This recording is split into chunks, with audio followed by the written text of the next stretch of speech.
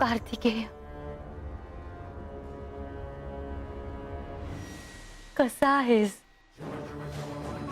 किती काळ लोटला, कैलासात आलाच नाहीस ना? कुणालाच बोलले नाही मी, पण खूप वाट पाहत होते तुझी. माते, मलाही तुम्हा सगळ्यांचे स्मरण होत होतेच. आणि युद्धाची घोषणा होऊ शकली म्हणून मी कैलासात येऊ शकलो. कार्तिकेय, या सृष्टीच्या कल्याणासाठी, सातत्याने अशुभाचा नाश करण्यासाठी तुला युद्ध करावेच लागेल. या सृष्टीवर तुझे ऋण आहे. नाही प्रभू, मी तर केवळ तुम्ही दिलेलं दायित्व निष्ठेने पार पाडतो. कार्तिकेय, सततच्या युद्धामुळे तुला विश्रांतीची आवश्यकता असेल तर ह्या युद्धात तू काही काळानंतर प्रवेश कर. मात्र यावेळी मी कार्तिकेयाला कुठेही जाऊ देणार नाही. नाही माते, पहिले युद्ध, पहिले दायित्व, नंतर सगळे. ह्यावेळी प्रथम इंद्रदेव युद्धाला प्रारंभ करतील. तू तुझ्या माते समवेत, आमच्या समवेत कैलासात राहावंस. मलाही आवडेल ते, पण ह्यावेळी मीही युद्धात उतरणार. नाहीतर कार्तिकेयाने स्वतःचे दायित्व सांभाळले नाही असे म्हणेल कोणीतरी. असे कुणीही म्हणणार नाही. नाही, ते काही नाही. तू माझ्या सोबत थांब. माझ्या हाताने तुला भरवायचे आहे. माझ्या कुशीत घेऊन अंगाई गात तुला निसवायचे आहे कार्तिकेय. तुझ्याशी खूप बोलायचे आहे कार्तिकेय. माते, मी तुझ्या सोबतच आहे.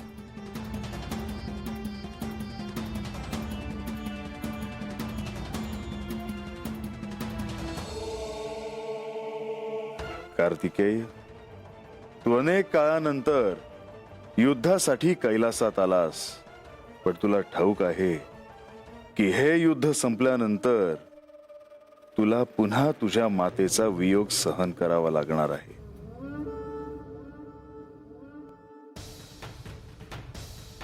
पिताश्री, गुप्त वार्ता आहे आणि अत्यंत महत्वाची आहे. त्याचीच वाट पाहत बसलो आहे मी. महादेवांच्या त्या शक्तीला, घृतमारीला दैत्यराज मणींनी पराभूत केल्यानंतर महादेवांनी आता युद्धाची घोषणा केली आहे.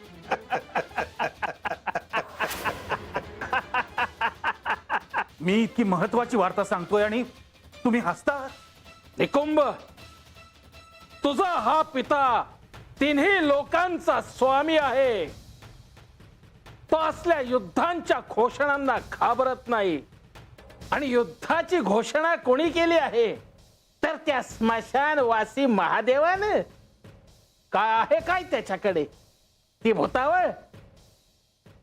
आणि त्याचा तो पुत्र कार्तिकेय, तो सेनापती आहे देवसेनेचा. काय करणार काय आहे तो? आणि देवसेनेचा राजा कोण? तो इंद्र, जो माझा दास आहे. मी जे सांगेन तेच तो करतो. माझ्या आज्ञेत आहे तो. आणि उरला प्रश्न तो त्या गणपतीचा. त्या बालकाचे अजून बागडणे संपले नाही तर तो काय युद्धात उतरून माझ्या समोर येणार? निकुंभ, यांचा पराभव करायला मी एकटाच पुरेसा आहे. पण आपण काहीच नाही करायचं.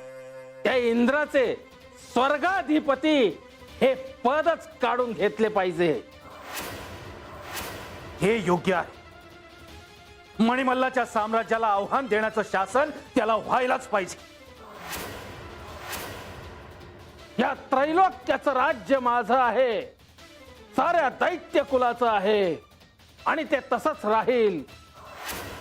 त्या देवांना पृथ्वीवरून होम हवनातून होणाऱ्या आहुती थांबल्या आहेत, त्यामुळे त्यांचे बळ कमी झाले आहे. म्हणूनच ते काहीतरी करण्याचा प्रयत्न हा करणारच. एक महत्वाची वार्ता द्यायला मी विसरून गेलो. कोणती? या युद्धासाठी महादेवांनी मार्तंड भैरवाचा अवतार घेतला आहे.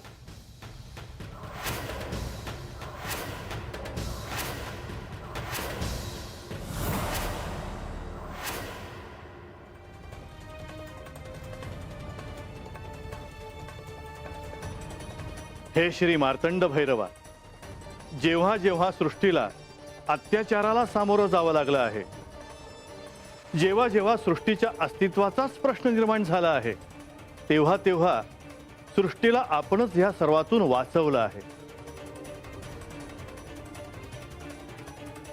आजही आपण घेतलेल्या ह्या अवतारामुळे मणी आणि मल्ल यांच्या छळामुळे हतबल झालेल्या साऱ्या सृष्टीला नवचैतन्य प्राप्त होणार आहे.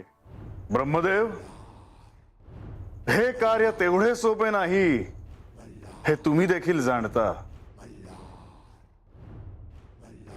शुभामागून अशुभाचे सावट हे येतच असते आणि ह्यावेळी अशुभाला सामोरे जाताना अधिक बळ लागणार आहे.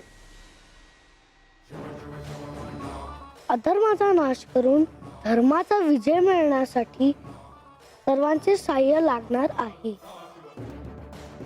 यांनी आपल्या जटांमधून ज्या घृतमारीला निर्माण केले होते,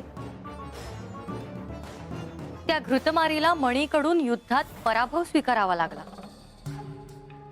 आणि म्हणूनच यांना अवतार घेणे आवश्यक होते. कारण या क्षणी अधर्माचं बळ अधिक आहे. मणी आणि मल्ल यांना त्यांच्या पूर्वायुष्यातील पुण्याई त्यांच्या मृत्यूपासून काही काळ का होईना दूर ठेवत आहे. आणि जेव्हा त्यांची पुण्याई संपेल तेव्हा मी त्यांचा विनाश करेन. आणि त्यासाठी साऱ्या देवांना साह्य करावं लागेल. होय, मणी आणि मल्लांना मी जे वरदान दिले त्यामुळे आपण अमर झालो आहोत असा त्यांचा समज झाला. प्रारंभी सत्कृत्य करणारे ते दोघे नंतर अहंकाराने ग्रासले. यावर मार्ग एकच, आणि तो म्हणजे त्यांचा समूळ विनाश. आणि त्या प्रवृत्तींचा समूळ विनाश करण्यासाठी सारी देवसेना उभी आहे. होय, सारे देव आपल्या आज्ञेचे पालन करतील. युद्धाची घोषणा तर यांनी आधीच केली आहे. हे श्री मार्तंड भैरवा, आपण सांगितले तर सारे देव आपली सेना घेऊन कैलासाकडे येतील. देवा, आता प्रतीक्षा नको. आपल्या मार्गदर्शनाप्रमाणे सारे काही घडेल. ते आवश्यकच आहे. ही प्रवृत्ती नष्ट करण्यासाठी न जाणो कित्येकांचे सहाय्य लागणार आहे. देवांनाही त्यांचे स्थान अढळ ठेवायचे असेल तर त्यांनाही या युद्धात सहभागी व्हावं लागेल. 7 कोटी देवसेना आपल्या आज्ञेची प्रतीक्षा करीत आहे. केवळ आपण सांगण्याचा अवकाश सारी देवसेना दैत्यांवर तुटून पडेल. मला स्पष्ट जाणवत आहे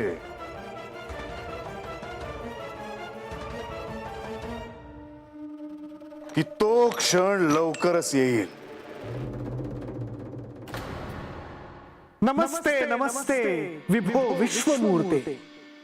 नमस्ते नमस्ते चिदानंद मूर्ते. नमस्ते नमस्ते तपो योग गम्य. नमस्ते नमस्ते श्रुति ज्ञान गम्य. नारायण नारायण. आता युद्धाशिवाय गत्यंतर नाही याची कल्पना सगळ्यांनाच आली होती.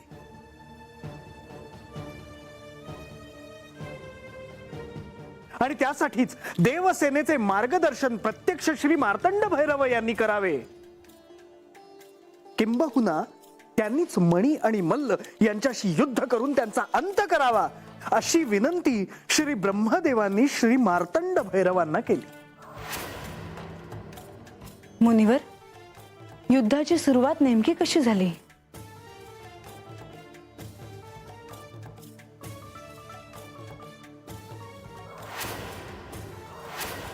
हे युद्ध त्या दोन दैत्यांना मारून संपणार नव्हतं. हे युद्ध त्यासाठी मुळी नव्हतंच, तर हे युद्ध त्या दैत्य प्रवृत्तीनं मारण्यासाठी होतं. आणि त्यातूनच देवांना आपल्या बळाचं महत्व कळणार होतं. आणि त्यासाठीच श्री मार्तंड भैरवांनी सर्व देवांना आपल्या सैन्यासह या युद्धासाठी सज्ज होण्यास सांगितले. हे युद्ध शुभाचं अशुभाशी होतं. हे युद्ध सत्याचं असत्याशी होतं. श्री मार्तंड भैरवांनी सांगितल्याप्रमाणे सर्व देव आपल्या सैन्यासह या युद्धासाठी सिद्ध झाले.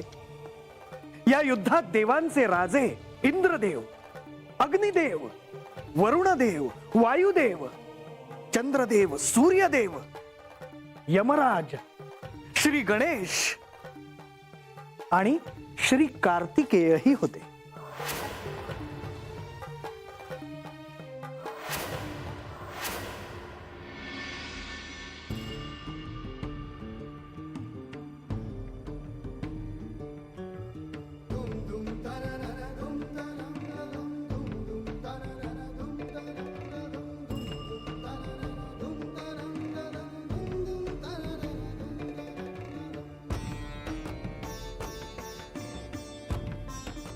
कार्तिकेय, मणी आणि मल्ल यांचा सर्वनाश करण्यासाठी मी ज्या युद्धाची घोषणा केली आहे,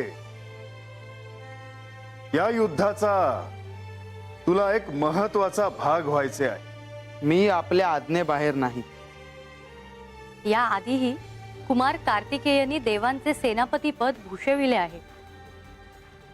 त्याच्या युद्ध नैपुण्यामुळे अनेक शूरवीर देखील त्याला सामोरे जायला भयभीत होतात. बंधोचा सहभाग निश्चितच देवसेनेला विजय प्राप्त करून देईल. हे मार्तंड भैरवा, श्री कार्तिकेय यांच्या युद्ध कौशल्याची ख्याती त्रिखंडात पसरली आहे. साक्षात आपण त्यांना युद्धशास्त्रात पारंगत केले आहे. पिताश्री, माते, देवसेनेचे सेनापतीपद मला प्राप्त झाले आहे. माझे दायित्व मी जाणतो. मणी आणि मल्लांना शासन करण्यासाठी आता मीही आतुर झालो आहे. आपण ह्या युद्धाची सुरुवात कराल ही वार्ता दैत्यांना समजतात ते भयभीत होतील असे स्पष्ट दिसते आहे. होय, परंतु मणी आणि मल्ल यांच्या विरुद्ध घोषित केलेल्या युद्धाला प्रारंभ कार्तिकेय करणार नाही.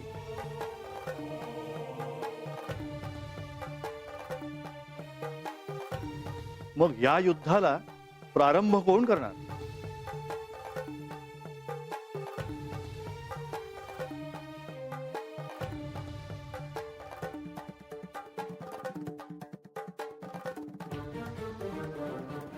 आपण कोणत्या विचारात आहात?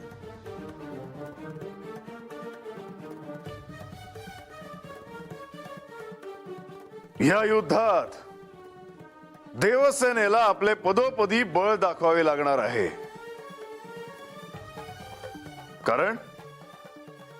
कारण दैत्यसेना ही तितकीच बलशाली आहे. त्यामुळे या युद्धाला प्रारंभ इंद्रदेव करतील.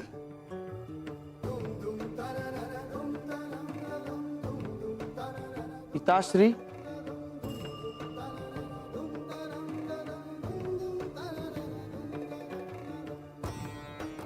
मी ह्या आधीही आपल्याला सांगितले आहे, मी आपल्या आज्ञेबाहेर नाही. आपण जो निर्णय घ्याल त्यात साऱ्या सृष्टीचे हित दडले आहे हे मी जाणतो. आपण म्हणत आहात त्याप्रमाणे देवेंद्रच या युद्धाला प्रारंभ करतील.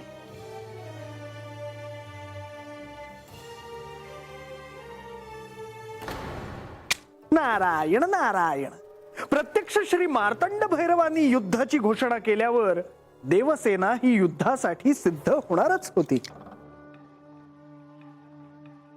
मुनिवर, मगाशी तुम्ही सांगितले की ह्या साऱ्यांबरोबर श्री कार्तिकेय देखील तिथे होते. होय देवी, देवदानवांच्या या युद्धात श्री कार्तिकेय हे असणारच, कारण ते देवसेनेचे सेनापती आहेत. समस्त देव तिथे असताना कार्तिकेय यांच्याकडे सेनापती हे पद कसे आले? श्री कार्तिकेय यांना स्वतःच्या गुणवैशिष्ट्यांवर हे सेनापती पद मिळाले होते. केवळ श्री महादेवांचे पुत्र म्हणून त्यांना हे पद मिळाले नव्हते.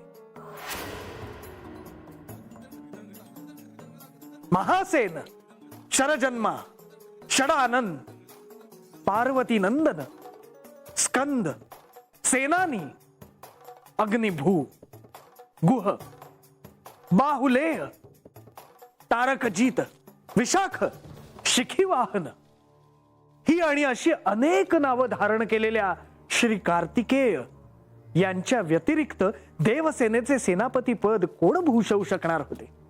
का? ज्यांना प्रत्यक्ष श्री महादेवांकडून युद्ध कौशल्य प्राप्त झाले आहे त्या श्री कार्तिकेय यांना या साऱ्या सृष्टीत युद्धात कोणीही पराभूत करू शकत नाही. देवांच्या कित्येक युद्धात त्यांनी सेनापती पद भूषविले आहे आणि त्यांनी देवांना विजय प्राप्त करून दिला आहे. पण याआधी जेव्हा जेव्हा कैलासाचा उल्लेख झाला आहे तेव्हा तेव्हा याआधी मी त्यांचे नाव कधीच ऐकले नाही.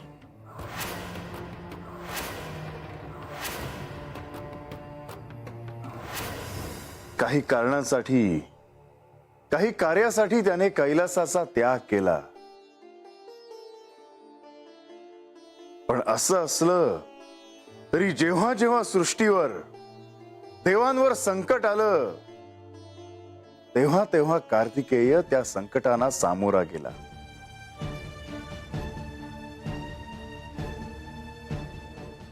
तुम्ही मला हे आधी कधी का नाही सांगितलं? असा तुझ्यापासून काही लपून राहावं असे मला वाटत नव्हते. तुला कधी ना कधीतरी कार्तिकेय बद्दल कळणारच होते. मी केवळ योग्य वेळेची वाट पाहत होतो. आणि आख्यानात जर मला हे कळलं नसतं तर श्री कार्तिकेय कोण आहेत हे मला कधीच कळलं नसतं. म्हणजे मगाच्याला ऐकलंच नव्ह? अगं, ते श्री कार्तिकेय देवांचं सेनापती आहे ती, म्हणजे त्यांनीच युद्धाला सुरुवात केली असणार ना? अजून कोण करणार? बानू, तुला काही प्रश्न तर पडले नाहीत ना?